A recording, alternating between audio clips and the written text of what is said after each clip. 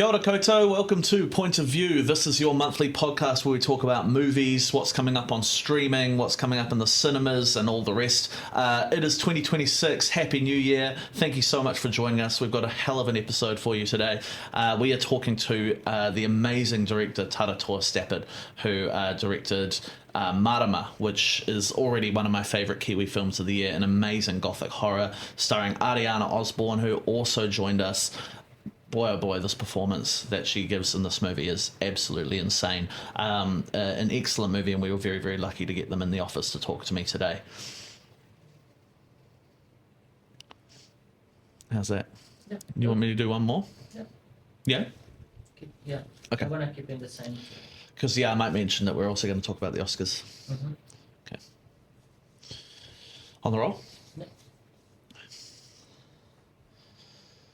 Kia ora koutou, it's the new year, 2026. Welcome to Point of View. This is your monthly podcast where we talk about what's coming up in the movies, what's coming up on streaming and all the rest. Thank you so much for joining us for our first episode of 2026. We have a hell of an episode today.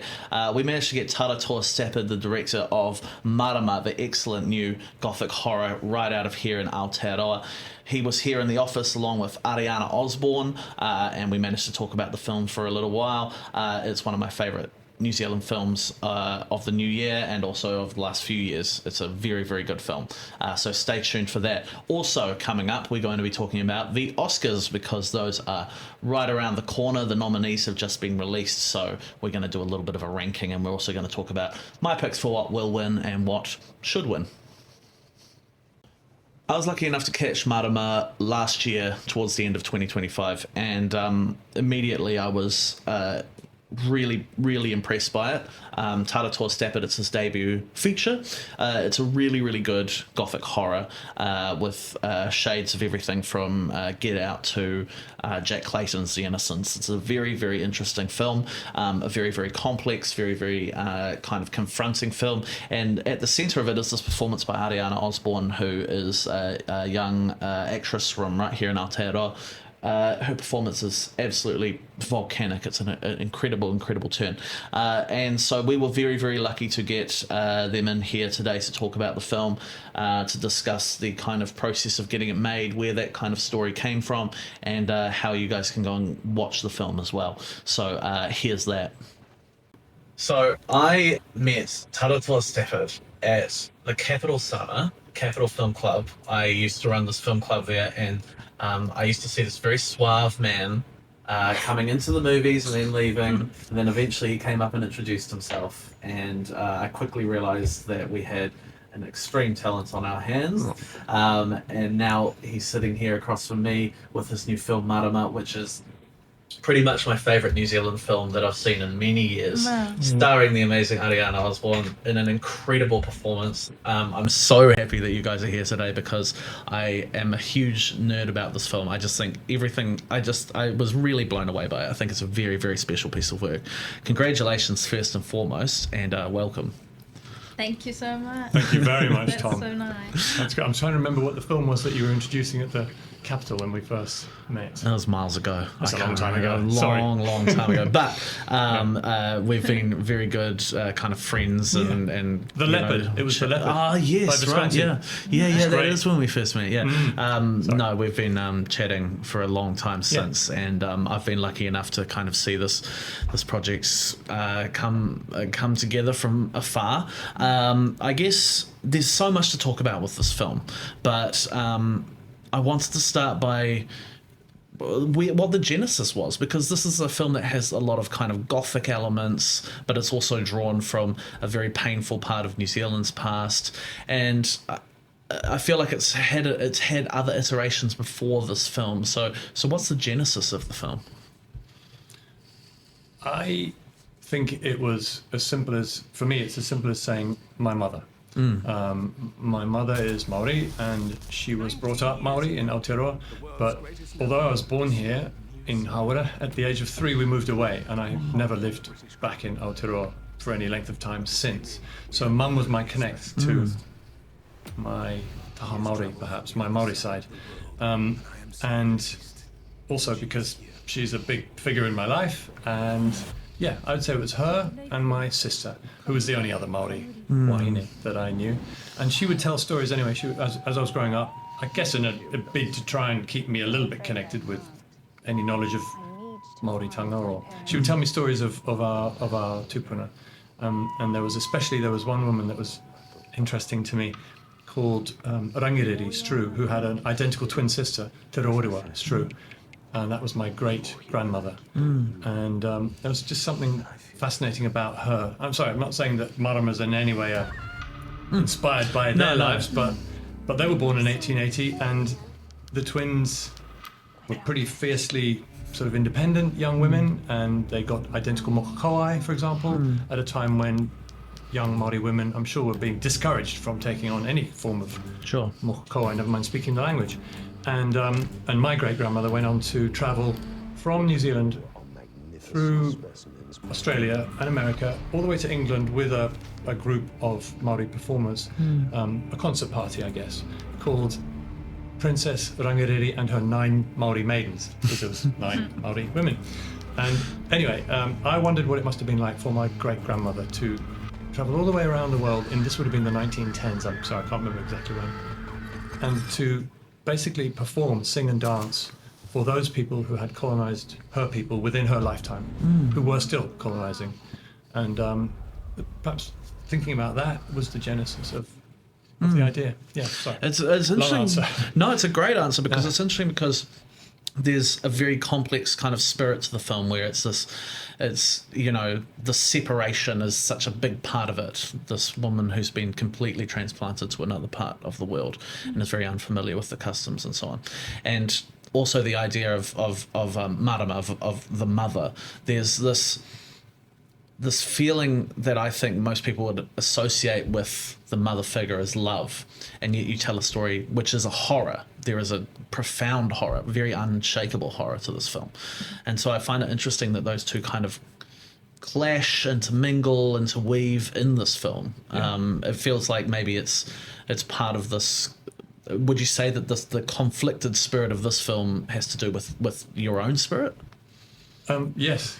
And yes, me growing up outside of Te Ao Māori, really not knowing anything about Te Ao Māori, actually, if I think about it, until about 10 years ago, when I started getting into making a short film that I made before Mārama called Taumanu, which was one of a series of films which went on TVNZ called Beyond the Veil. Yes. It was one of those.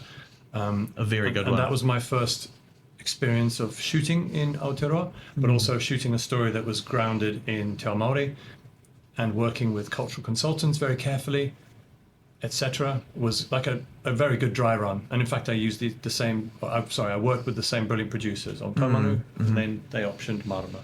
But sorry, to get back to Mārama and my connection to it, I suppose the obvious connect is the character that Ariāna plays so brilliantly has been taken out of Aotearoa and is in this foreign land. And maybe I was thinking a little bit like that's what happened to me a bit, but in a very small way. Absolutely. Nothing nowhere near as horrendous as Ariāna's character's journey. But yeah, it was, and also, sorry, on a very basic level, just quickly, is I don't feel qualified to speak to what it must be like to be a Māori character or person in Aotearoa, whether now or then, possibly even. Whereas I did think, maybe I can tell a bit of a side to a story of, in this case, a young wāhine Māori, fish out of water, possibly, in a foreign land, because I had a bit of an experience of that myself. It's very, moving around. I mean, it does feel like a very personal, very profound statement. Ariāna, as Taratoa said, your performance is amazing in this film, and I feel like you channel incredible rage. Like the rage in the film you feel it really intensely. How was this role kind of introduced to you? And I wonder what it was like to kind of have to go to that place in such a, I assume, quite regular way. You return to the space over and over. Well, the role first came to me via audition. So I got an audition brief and put down a tape for it, and then we did a second audition together, and then a third audition together.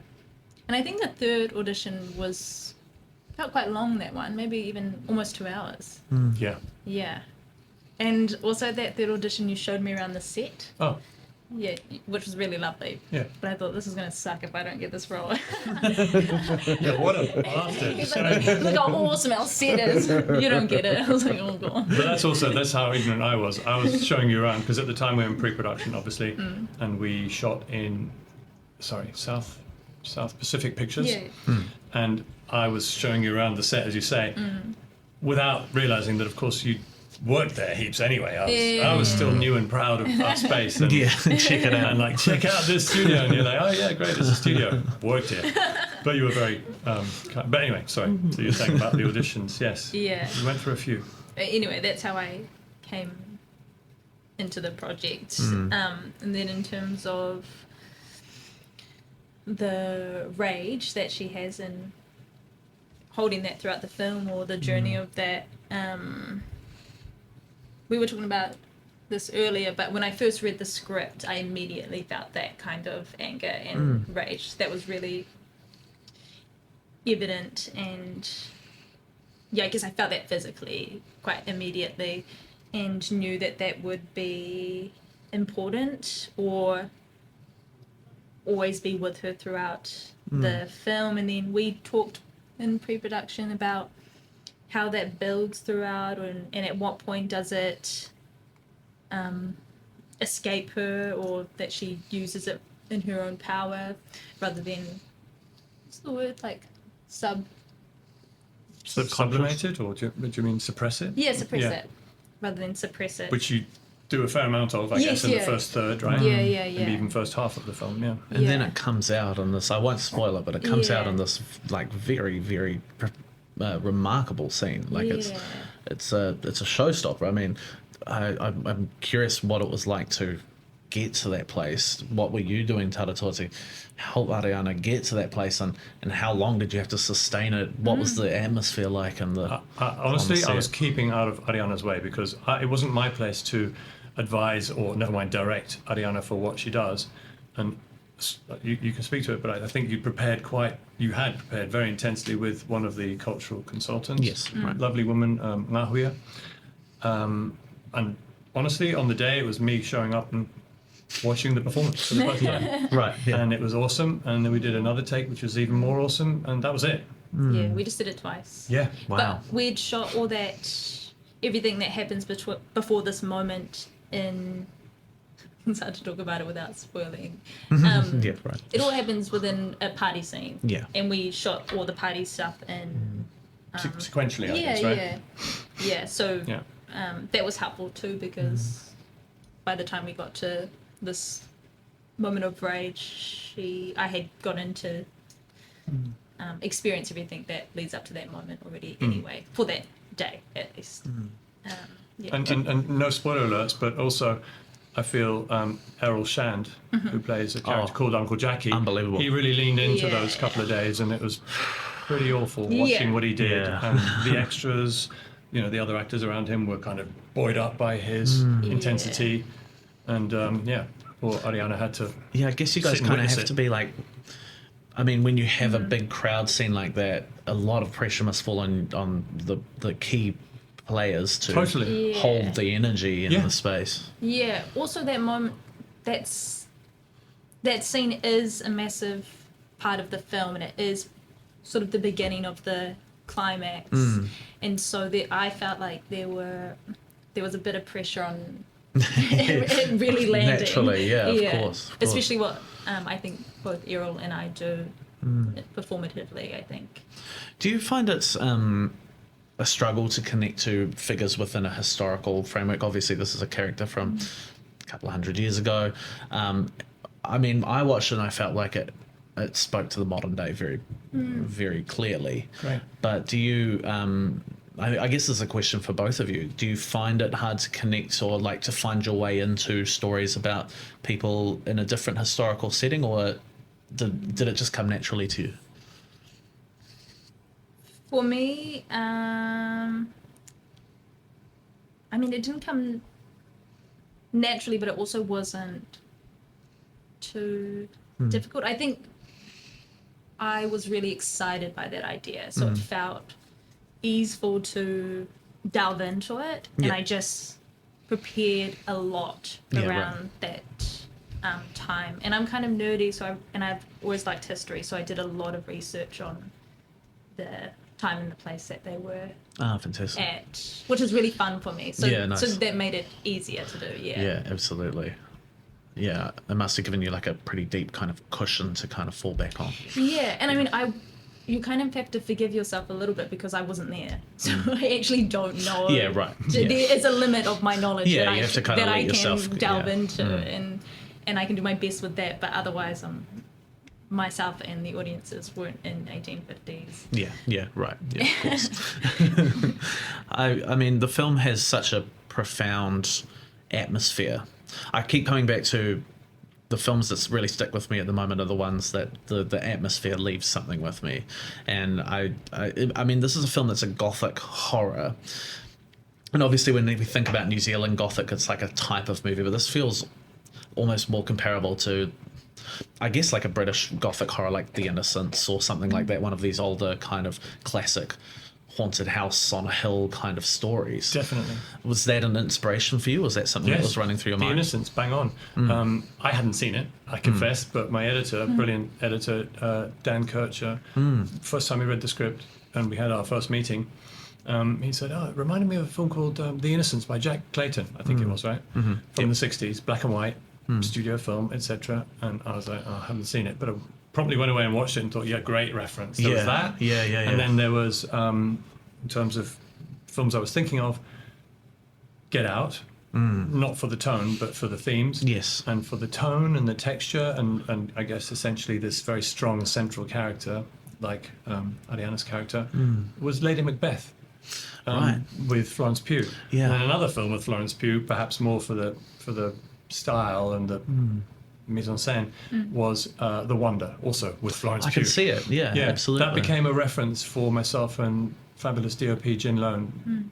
Again, I think Dan suggested The Wonder and we watched it and we all agreed, yeah, that could be interesting. Taking our time with shots, not rushing things, and which kind of is obvious anyway, right? It's unless you're doing that sort of genre of take on a on a Gothic horror, albeit Maori Gothic horror, then it's likely to be quite settled and quite set. And even The Shining was maybe I mean, I definitely saw The Shining in there. I mean, there is that feeling of wrongness that comes through. I mean, in that scene with Errol and you and throughout the film, this feeling of like something's very wrong at the core of this. Good. And I would compare it to The Shining, particularly in that amazing piece of set design that you have with the marae in the centre of the maze, or not a maze, but a big row of hedges. Oh, well, hedge and maze, there was I mean, too. But absolutely. I hadn't written it that way. I'd written, I don't think it's a spoiler alert, but there's a sequence in which a wharewhakairo is revealed in this Englishman's garden. And that just felt wrong. And It's something such that a exists horrible sight in England. And a great. It There's does one exist. in England now. Wow. Called Hinimihi, actually, in a garden in Surrey. And I've never seen it, but I've seen the pictures of it, and it just feels strange to me. Yeah, that's And I think terrifying. it might be being repatriated.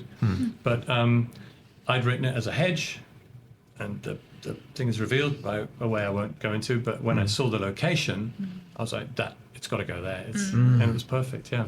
Absolutely. And another thing I wanted to mention also was the music is also adding to this atmosphere, this feeling of this kind of very unsettling feeling. Who were you working with the music? I was very happy to work a second time with a composer called Carl Steven, who used to be in a group called Supergroove. Oh, fantastic. Lead singer, Supergroove. So different, slight departure. Very but- different, but very cool performer. I saw him here. Carl scores lots of films, and for this one, as he did with Tomanu, he worked with a Māori co-composer and performer called Rob Thorne. So there was different elements of score, which I think Carl and Rob fused beautifully. There's a more classical kind of Gothic score. There was a very strange and interesting modern instrument called the haldoraphone, which is an Icelandic instrument. Wow. That we went to Iceland to record because Carl had heard it and loved it. And when he played me Amazing. recordings of this instrument that I'd never heard of, I was like, yeah, that's a very strange, uncanny sound. He went, yeah, well, most of them are in Iceland, so we should go there. Like, okay. Amazing. So we went to Iceland, recorded that, and while we were there, used the Icelandic orchestra to record them orchestral pieces. And then the Taumapuro pieces were recorded by Rob Thorne here in Tamaki Makaurau. Beautiful. And then it was their beautiful work that sort of fused those three. And many of the Taumapuro sonic effects became, I suppose, signals throughout the film. And Yeah, it was fun. absolutely. Hopefully we'll be able to get it on platforms and have a listen to it sometime soon as well. Yes, I'm hoping the soundtrack's coming out soon, in a couple of weeks. Fingers crossed. Yes. Now the film is releasing. We're getting some previews over the next few days leading into Waitangi weekend. So Yes. where can we see the film? When's it releasing? We are starting in Hamilton on Thursday, then we go to Rotorua Friday, then New Plymouth Saturday, then Levin, where I come from, so I'm really interested to see how it goes Fantastic. down with my cousins in whānau in Levin. And then we finish off in Wellington and then back up to the final preview, as it were, on the 11th at the Hollywood Avondale, which is a very special cinema for me. That'll be a great final preview. Fantastic. And then it opens from Dargaville to Dunedin, literally, on the 12th. How And you 65 screens. Are you guys pumped? How are you feeling? Are you feeling nervous? Can't wait. I'm nervous, but Yeah, me too. Me too. It's going to be.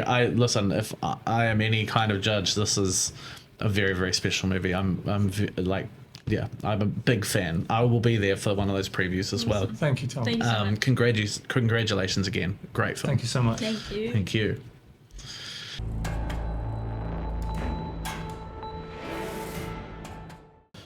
So for this first episode of 2026, we figured rather than preview what's coming up in the next month, we would talk about the biggest kind of movie event on the calendar, which is, of course, the Oscars.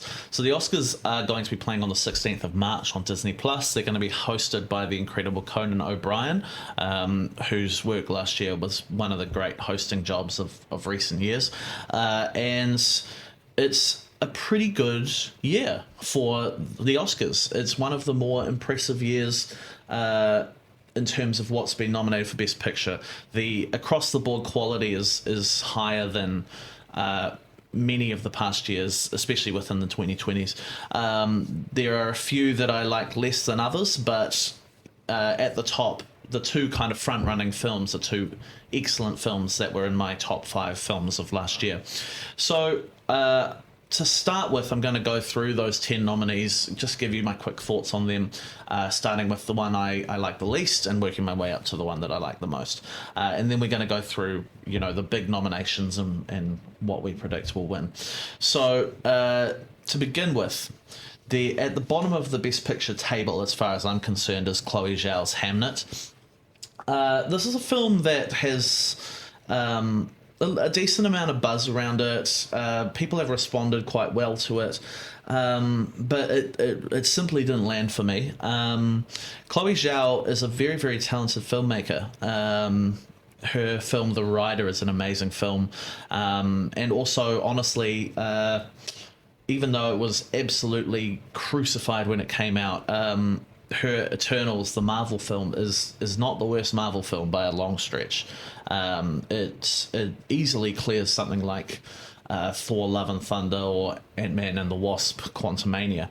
But Hamnet, which is adapted from the book of the same name and stars Jessie Buckley and Paul Mescal, is just a bit of a hollow exercise. It feels very overly considered, but also feels like it lacks a bit of an emotional core. The performance from Jessie Buckley, which is the one that is really the front runner for actress, is one that I found quite unconvincing, unfortunately. And so it's a very beautiful film, but it feels like it lacks a kind of danger, a kind of willingness to really get into some ugly spaces, which I think it really needed for a film that, is basically a fan fiction kind of exercise in the life of William Shakespeare. So that would be the bottom of the table for me. After that, there's Netflix's film Train Dreams. Now, Train Dreams has also got its fair share of fans. It's a very worthy, beautiful film, one that is again adapted from a great book by Denise Johnson, and it's a film about kind of the beauty of a solitary life, I guess. Joel Edgerton is fantastic in the lead, but it's a film that, again, is a little too beautiful without really getting into some of the more ugly spaces that would give it a little bit more narrative tension, a little bit more drive. The conclusions it comes to feel quite easy, for lack of a better word. It's an interesting film, and one that I think is worth seeing. I didn't actively dislike the film, but I also feel, against the other nominees this year, it's definitely one of the weaker offerings. Kind of in the middle, lower third of the pack, we have Guillermo del Toro's Frankenstein, another Netflix film. This is a film that I enjoyed when I watched it in the cinemas, and then in the time since, it's kind of descended a little bit for me. I think that there is some really good stuff in there. I really think Jacob Elordi is fantastic as the monster, and I also quite like Oscar Isaac's performance as Victor Frankenstein. I think it's a well put together film. There are some very moving elements, but I find myself, as with a lot of Guillermo del Toro's films, I find myself a little bit underwhelmed by the kind of visual approach, by the kind of obvious metaphors and emotions that are at play, and I feel like it lacks a fair amount of subtlety, and this is a dream project for Del Toro, and yet I felt like the vision wasn't quite there. It's an enjoyable film. It's well worth watching again, especially if you can see it on the big screen, but again, I feel a little bit underwhelmed speaking about it, except for Jacob Elordi's performance, which I do concede is fantastic. Also around that middle, lower third pack is Formula One. Now, that's a film that is very controversial for its placement in the Best Picture lineup. One of the only films for a very, very long time to have no other nominations in any of the major categories except for Best Picture. It seems like the word on the street, I guess, is that it was kind of the older crowd of Oscar voters who maybe felt a little bit alienated by some of the more radical options and wanted to kind of play for, like, you know, the big blockbuster. Formula One is fine. It's an enjoyable action driving movie, while also being a pretty hollow one that is essentially a giant ad for Formula One and all the brands that are associated with Formula One. The story is virtually non-existent. The action is good. It's directed by Joseph Kosinski of Top Gun Maverick, very, very capable director. It's fine. It's an enjoyable film, but does it deserve to be in the Best Picture lineup? Probably not. In the middle of the pack, we have these two films, international films, both represented by Neon, who has been on a winning streak for a long time, being the company behind Anora and a bunch of other winners over the past few years. Sentimental Value coming in at number 6, and The Secret Agent coming in at number 5. Now, both of these are worthy films, particularly The Secret Agent. I really like The Secret Agent. Wagner Moura in the lead is fantastic, and Sentimental Value has a lot of value as well, particularly as a vehicle for great performances from Stellan Skarsgård and Elle Fanning. The main thing is that these two films seem to have kind of superseded another of Neon's films that was in the running but has been almost completely shut out, which is Jafar Panahi's It Was Just an Accident, which to my mind is one of, if not the best film of 2025, and I think it's a real shame that it was shut out here. Both these films are very, very good. The Secret Agent in particular feels very of the moment. The filmmaking is really strong. The performances are really strong. It has a really strong rewatch value, but I can't help but feel like the wrong film was shortchanged here. At number 4, I have Māori Supreme. Māori Supreme is obviously a massive deal at the moment. It's a big hit for A24, and it's a really, really strong offering from Josh Safdie. Obviously, Timothée Chalamet is the big kind of front runner for Best Actor. It's a very, very strong movie. I really, really enjoyed Māori Supreme. I think I gave it a little bit of a lower placement than some others might, probably because I found the middle third to be it sags quite a lot. I understand what Josh Safdie was up to with the kind of approach where it's like an ordeal where Māori faces endless trials, and he's trying to kind of make this idea of what it actually takes to hustle in the insane places that it takes you to. But I feel like it's been done better in other Safdie films, Uncut Gems, Good Time. And ultimately, I don't know if Timothée Chalamet's performance really landed for me. I honestly was more impressed by Gwyneth Paltrow in a supporting role, and she was shut out, unfortunately. At number 3, I have Begonia. The first Yorgos Lanthimos film that I've really, really loved, which is ironic because it has faced a fair amount of controversy itself, a fair amount of divisiveness. I just really think this is a quite beautiful and powerful film, anchored by 2 incredible performances. Jesse Plemons, who was also shut out from Best Actor this year, gives, in my opinion, one of the best performances of the year. It's a very, very interesting, tense, funny, and mournful film, one that I think is ripe to be misunderstood. So it's really, I'm really happy that it got into the Best Picture lineup. Number 2, one of the big heavy hitters, Sinners, probably at this point the front runner for Best Picture. This is a great blockbuster. It's a fantastic film. It's complex, it's funny, it's sad, it's partially a musical. The performances are out of this world. It's just a really, really fantastic film, directed by Ryan Coogler, who is really going off. He is... he was at the risk of kind of being subsumed by the Marvel machine, and so it's really, really gratifying to see him kind of bounce back with this original film that became a massive hit. It's a fantastic film, and it has so much rewatch value, and it's one of the strongest of the year. My number 1 film from the Best Picture lineup, of course, is One Battle After Another. I've talked at length about this film, so I won't do it here, but Paul Thomas Anderson's film is to my mind a masterpiece. It's a fantastic film. It's exciting, it's unnerving, it's sad, it's funny, it's got incredible performances across the board. All these things that I can say about Sinners, I can say about this film as well. Honestly, if either of these films won Best Picture, I would be fine with that. So if we're going to talk about quickly my predictions for what will win and what should win, if we're talking about Best Picture, as I've said, I think what will win is Sinners. It seems to have kind of just overtaken One Battle After Another, which is what I think should win. But I honestly can't complain if Sinners wins. I think that's a very fine film. For director, I think who will win is Paul Thomas Anderson, and I think he should win as well.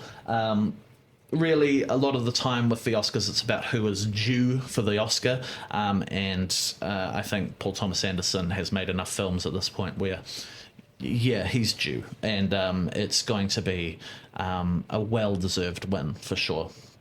For Best Actor, as I said, Timothée Chalamet is the front runner. He's actually I probably would be happy with any of the other nominees over him. I think his performance is strong, but I don't think it's as good as any of the other nominees who are listed. Particularly Ethan Hawke in Blue Moon, whose performance I think is just out of this world. Maybe one of the best, probably the best performance of 2025, sorry.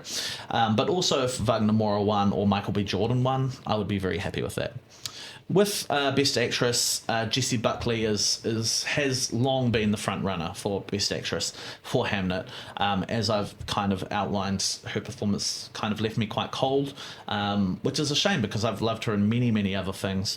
But I think who should win is Rose Byrne for If I Had Legs, I Would Kick You. Her performance in that film is is electric, and it really holds a very chaotic film together.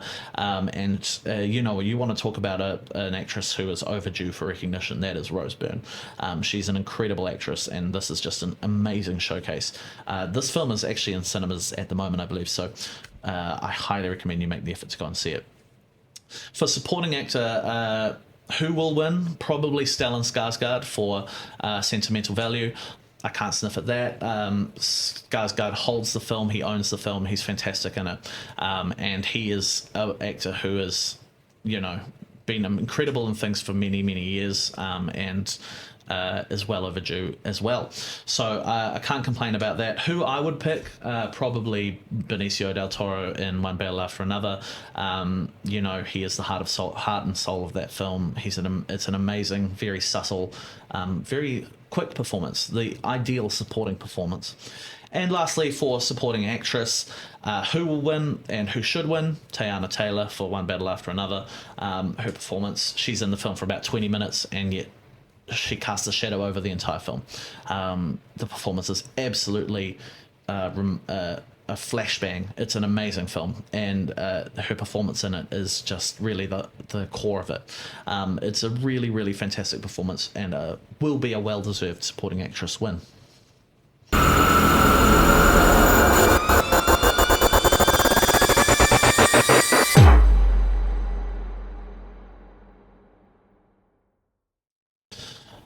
Just a reminder, this month is also International Women's Day on the 8th of March. There's also going to be the Women in Film and Television Awards here in Aotearoa on the 12th of March. So Rialto Channel is going to be sharing a whole bunch of amazing films directed by women, including and especially Lucy Lawless's amazing documentary about Margaret Moth, Never Look Away, on International Women's Day, the 8th of March. So keep an eye out for that. That's all we have time for today. Thank you so much for joining us. I'll be back next month with more movie previews and interviews. Thank you so much for joining us. Ka kite.